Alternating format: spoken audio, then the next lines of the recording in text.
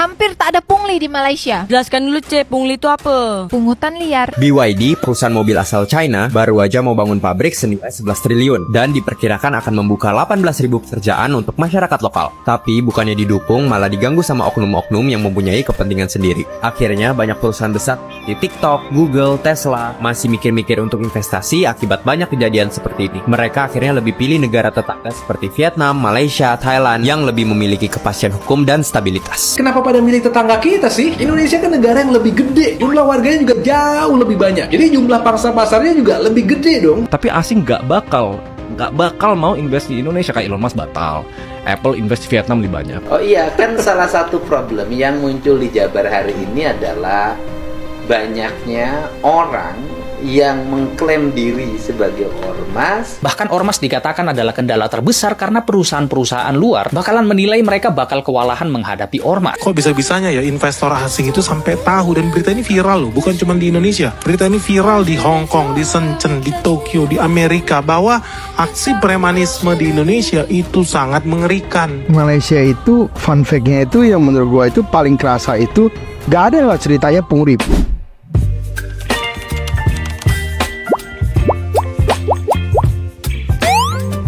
Hai semuanya, aku Ria Oktorina. Hari ini aku mau ngobrolin satu topik yang sebenarnya cukup miris ya, tapi penting banget buat kita bahas. Ini soal kenapa makin kesini banyak investor asing malah mundur dari Indonesia. Dan parahnya, mereka malah pindah ke negara tetangga kayak Malaysia, Thailand, dan Vietnam. Padahal kita punya segalanya loh. Pasar besar, sumber daya, tenaga kerja muda. Tapi sayangnya ada satu masalah klasik yang gak selesai-selesai dan justru bikin kita makin ditinggal, yaitu pungli yang dilakukan oleh preman atau ormas. Astaga Rin, gara-gara ormas, lo tau gak sih investasi ratusan triliun di Indonesia itu batal masuk ke Indonesia. Asli ini negara kita rugi banget. Bahkan ormas dikatakan adalah kendala terbesar karena perusahaan-perusahaan luar bakalan menilai mereka bakal kewalahan menghadapi ormas. Kalau begini terus, gimana caranya Indonesia bisa mewujudkan Indonesia emas? Iya, padahal di era Pak Prabowo saat ini mereka pengen dapat dana banyak dari investor kan. Malah investornya kabur karena ulah ormas. Dan ini gak main-main, Rin. Karena yang rugi itu nyampe ratusan triliun. Jadi para investor sebelum melakukan investasi ke Indonesia itu kan mereka survei dulu. Gak mungkin dong mereka sembarangan. Mereka lihat dulu ekosistemnya, sistem pajaknya, dan lain-lain. Dan yang paling besar menurut mereka yang bakal buat kewalahan itu adalah ormas. Harusnya ya, pemerintah bekerja sama dengan kepolisian untuk memberantas ini. Iya, harusnya kepolisian di setiap daerah itu benar-benar tegas. Bahkan harus ada aturan khusus terkait dengan ormas. Karena kalau nggak berharap dari investasi asing, itu kita bakal susah banget untuk mewujudkan ekonomi 8% sesuai dengan visi misi Pak Prabowo. Apalagi untuk mewujudkan Indonesia emas. Memang gimana sih lingkungan investasi di Indonesia? Ya jujur aja nih guys, kemarin kan sempat viral ya, salah satu pabrik besar di dunia yang namanya BYD itu diganggu pembangunan pabriknya oleh ormas yang ada di Jawa Barat. Dan banyak berita yang bilang di situ ada aksi premanisme. Nah ini kan fakta yang betul-betul harus segera ditangani oleh pemerintah guys. Kok bisa-bisanya ya investor asing itu sampai tahu, dan berita ini viral loh, bukan cuma di Indonesia. Berita ini viral di Hong Kong, di Shenzhen, di Tokyo, di Amerika, bahwa aksi premanisme di Indonesia itu sangat mengerikan. Dan ini betul-betul menunjukkan bahwa negara itu tidak hadir. Kenapa? Karena tiap hari ada aja premanisme, tiap hari ada aja premanisme. Kok bisa-bisanya negara kalah? Tolong dong. Ini sampai investor asing aja sampai takut. Indonesia ini dalam kondisi darurat guys. Kita itu punya pengangguran, jumlahnya makin naik. Kemarin 7 jutaan, sekarang mungkin udah naik lagi. Kalau ini nggak segera ditangani, siapa yang membuka pabrik di Indonesia? Gimana orang mau berusaha di Indonesia? Jujur aja ya teman-teman, kita mulai banyak loh yang pindahin pabriknya ke Vietnam, ke Thailand, sampai ada yang pindahin juga ke India. Karena udah merasa nggak kondusif iklim, lingkungan, investasi di Indonesia. Nah kalau ini sampai dibiarin terus-menerus berlarut-larut, ini jadi apa negara itu? TikTok tanah modal 132 T di Thailand. Ogah investasi di Indonesia gara-gara preman dan ormas. Ini menarik nih. Soalnya selain itu juga ada berita ini. Alasan Apple pilih bangun pabrik di Vietnam ketimbang Indonesia. Nih kenapa pada milih tetangga kita sih? Indonesia kan negara yang lebih gede. Jumlah warganya juga jauh lebih banyak. Jadi jumlah pangsa pasarnya juga lebih gede dong. Apakah perusahaan besar ini pada nggak terima rupiah? Bukan nih. Ini baca kata dan suara. Kalau kita lihat dari kasus Apple, mereka khawatir sama urusan perizinan di Indonesia. Dari praktek pertambangan sampai aspek lain kayak peraturan dan produksi. Intinya ya urusan birokrasi sama regulasi. Kalau ditranslate intinya Apple nggak mau ribet. Penjelasan lengkapnya bisa membaca di artikel kata data yang ini. Kalau urusan TikTok, mereka lebih pilih investasi di Thailand karena 2 kata. Banyak oknum. Dan menurut saya ini jadi lucu karena oknum kok banyak. Ini kan kalimat yang kontradiksi. Ini jelasin adalah Ketua Apindo, Asosiasi Pengusaha Indonesia. Dia bilang memang banyak nih oknum yang suka malak dan bikin pengusaha jadi kesulitan, bikin investor jadi males. Lengkapnya bisa membaca di artikel suara yang ini. Netizen juga ada yang bilang begini nih, warkop baru gua belum buka, masih proses bangun, masih ini itulah. Udah didatengin ormas, ditanya kapan mulai buka, mau ngobrol sama yang punya. Udah gila ini ormas, nyusahin sampah. Kalau menurut kamu gimana? Saya mau dengar pendapat kamu. Tapi asing nggak bakal mau invest di Indonesia. Kayak Elon Musk batal, Apple invest di Vietnam lebih banyak. Alasannya? Bukan hukum kita, tapi penegakan hukum kita. Kalau gue udah tiba-tiba invest 10 triliun untuk buka pabrik, buka lapangan pekerjaan di Indonesia, tiba-tiba aturan berubah, tiba-tiba mereka dijegal gitu. Mereka harus jagain investment mereka dong. Tapi banyak juga kan, Pak Jokowi kan juga dekat dengan investor asing. Banyak, tapi kalau dibandingin sama negara lain, itu dikit banget.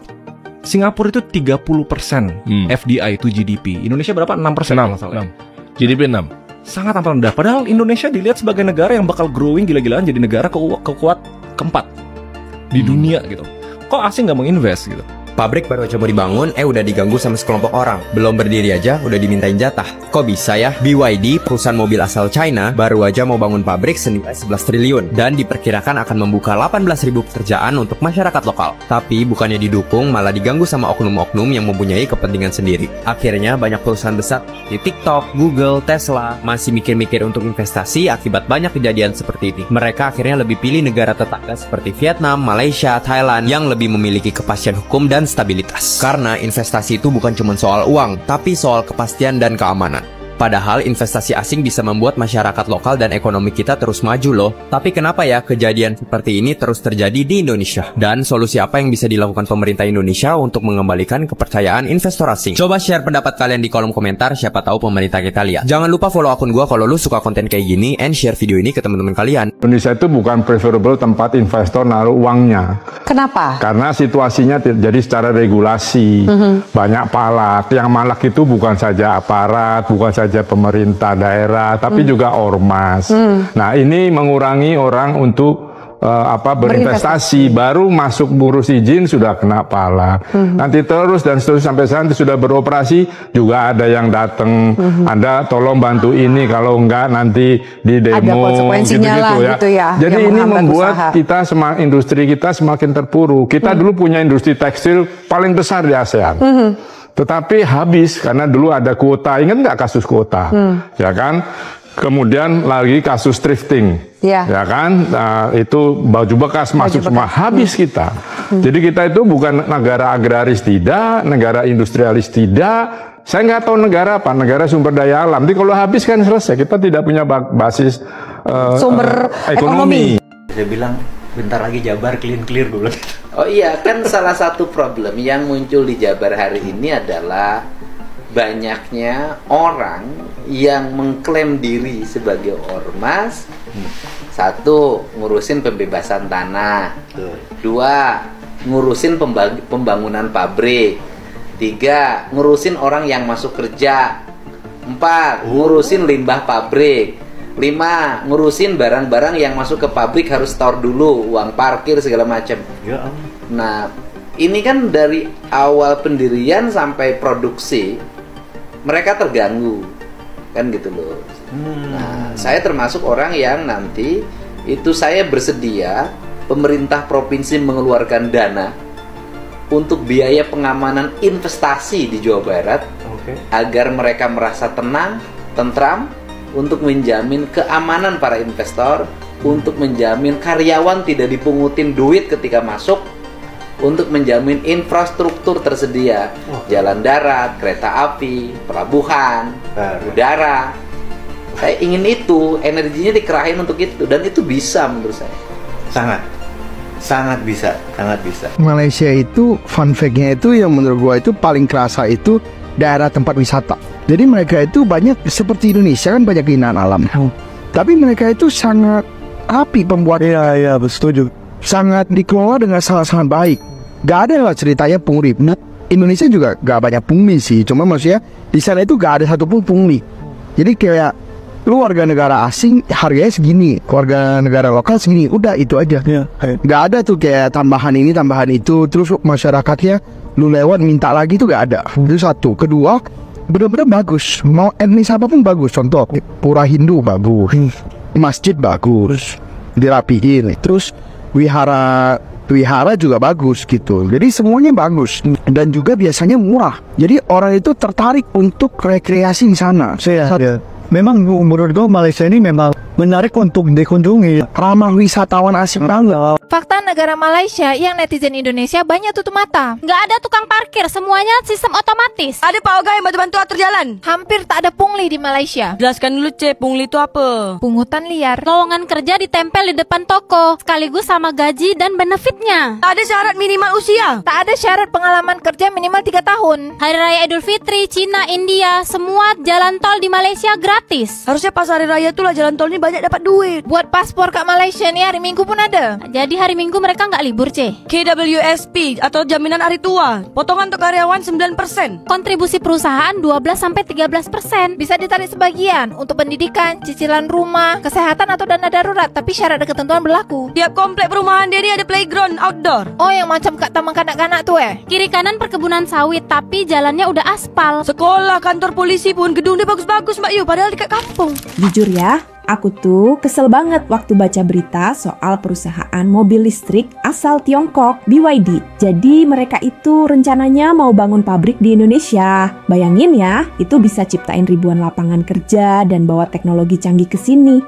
Tapi proyek mereka diganggu sama preman dan ormas lokal. Dan ini bukan gosip atau katanya-katanya aja loh. Ini udah sampai disorot media luar negeri. Malu gak sih? Investor tuh niatnya bawa duit, buka lapangan kerja, bangun ekonomi daerah. Tapi pas masuk Indonesia malah disambut dengan pungli dan tekanan dari oknum-oknum yang ngaku-ngaku pengaman proyek. Padahal ya intinya minta jatah. Dan mirisnya lagi, ini tuh udah kayak jadi budaya. Dikit-dikit harus setor, ada proyek dikit langsung didatengin. Kalau nggak nurut, proyeknya bisa diganggu. Kayak gini kan nggak sehat banget. Bahkan Kang Deddy Mulyadi udah pernah curhat soal ini. Katanya premanisme di Indonesia makin merajalela. Dari pasar sampai proyek besar, nggak ada rasa takut. Dan kadang aparat juga nggak berdaya atau malah pura-pura nggak lihat. Lalu aku jadi mikir,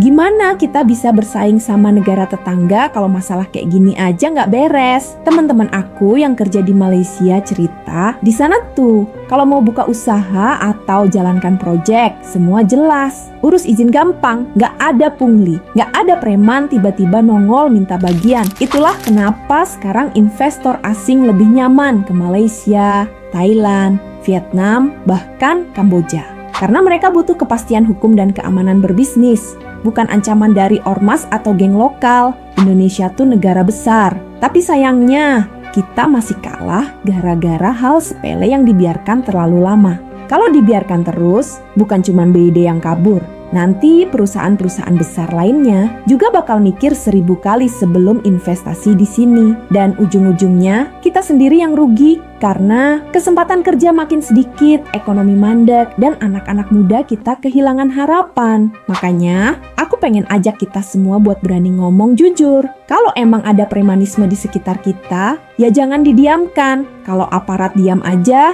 kita desak supaya mereka bertindak. Karena ini bukan soal politik atau saling salah-salahan. Ini soal masa depan bangsa. Indonesia tuh bisa kok lebih maju dari Malaysia, Vietnam, atau Thailand. Tapi syaratnya satu, kita harus berani bersih-bersih dari dalam, lawan pungli, tolak premanisme, dan jangan kasih ruang buat ormas yang cuma mau manfaatin keadaan. Aku Ria Oktorina, dan aku percaya perubahan itu nggak datang dari atas aja, tapi dari kita semua yang mau buka mata dan sadar, kalau kita terus diam, maka negara ini bakal terus kalah. Bukan karena bodoh, tapi karena kita terlalu sabar dengan kebusukan. Semoga ke depan kita bisa jadi bangsa yang gak cuma besar di atas kertas, tapi juga dihormati karena kita tegas, bersih, dan siap bersaing di level dunia. Sampai ketemu di video selanjutnya. Jaga semangat dan tetap berpikir kritis ya.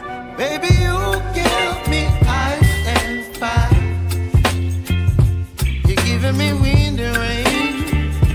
You're some kind of bird.